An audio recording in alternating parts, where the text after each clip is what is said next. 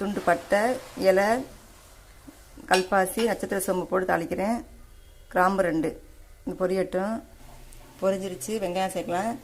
பெரிய வெங்காயம் சின்ன வெங்காயமாக எடுத்து நறுக்கி வச்சுருக்கேன், அதை சேர்க்குறேன். நல்லா வதங்கட்டும்.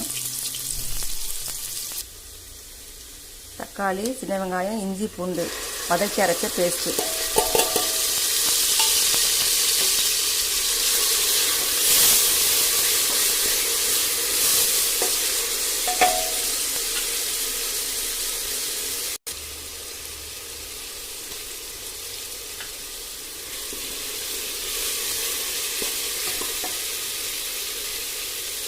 மிளகாப்பொடி 1 ஸ்பூன், மல்லிப்பொடி 3 ஸ்பூன், மஞ்சப்பொடி 1/4 ஸ்பூன்.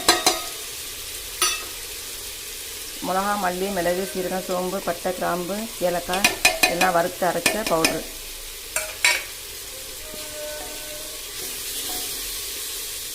எல்லாம் எண்ணெய் நல்லா வதங்கட்டும்.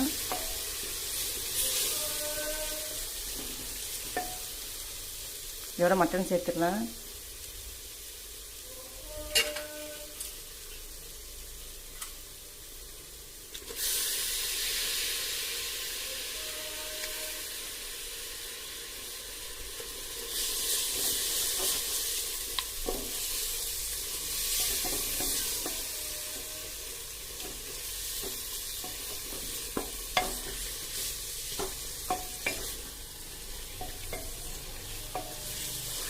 நல்லா எண்ணெய் பிரிஞ்சு நல்லா வரட்டும். அது வரைக்கும் நல்லா வதக்குவோம்.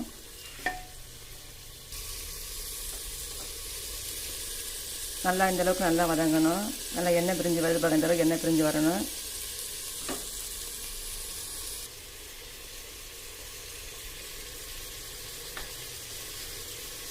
உப்பு சேர்க்கலாம். உப்பு சேர்த்துட்டு மிக்சியெல்லாம் கழுவி அந்த தண்ணியை ஊற்றிடலாம்.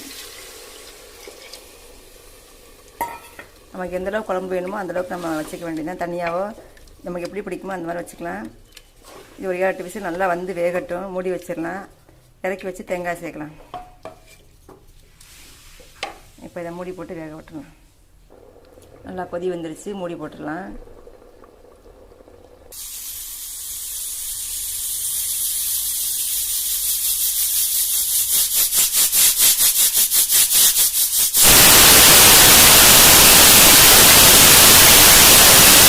விசில் வந்துருச்சு. ஆஃப் பண்ணிடலாம். ரெடி ஆயிடுச்சு.